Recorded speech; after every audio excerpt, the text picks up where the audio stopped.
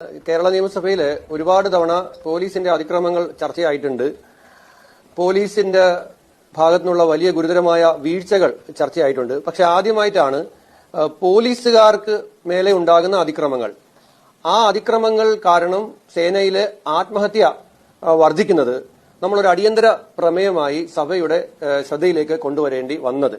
അതിന്റെ സാഹചര്യം താങ്കൾ ചോദിച്ചതുപോലെ 5 വർഷത്തിനിടയിൽ 88 പോലീസുകാരാണ് ആത്മഹത്യ ചെയ്തത്. ഈ സഭാ സമ്മേളനം ആരംഭിച്ചതിന് ശേഷം തുടർച്ചയായിട്ടുള്ള 6 ദിവസങ്ങൾക്കിടയിൽ 5 പോലീസുകാരാണ് ആത്മഹത്യ ചെയ്തത്. അത് സ്വാഭാവികമായും നമ്മുടെ എല്ലാം കേരളത്തിന്റെ പൊതു മനസാക്ഷി ഉണരണ്ടേ. 6 ദിവസത്തിനിടയിൽ 5 പോലീസുകാർ, സേനയിലെ ഉള്ള 5 പേർ ആത്മഹത്യ ചെയ്യേണ്ട സാഹചര്യം ഉണ്ടാകുന്നു. ഞാൻ തന്നെ ഇന്ന് നിയമസഭയിലെ വായിച്ച ഒരു ആത്മഹത്യാ കുറിപ്പുണ്ട്.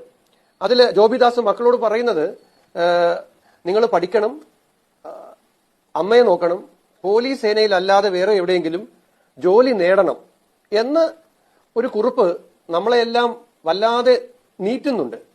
നമ്മളെല്ലാം മനസാക്ഷിയുടെ മുമ്പിൽ വന്നിട്ട് ആ പോലീസുകാരന്റെ വാക്കുകൾ നമ്മളെല്ലാം വല്ലാതെ അലട്ടുന്നുണ്ട്. അപ്പൊ അതിൽ നിന്നാണ് ഈ വിഷയം നിയമസഭയിൽ അവതരിപ്പിക്കാം എന്ന് തീരുമാനിക്കുന്നത്. അതിലെ പ്രധാനപ്പെട്ട കാരണം ഈ പറഞ്ഞതുപോലെ ജോലിഭാരമാണ്. ജോലിഭാരം കാരണമുണ്ടാകുന്ന മാനസിക സംഘർഷമാണ്. ചെറിയ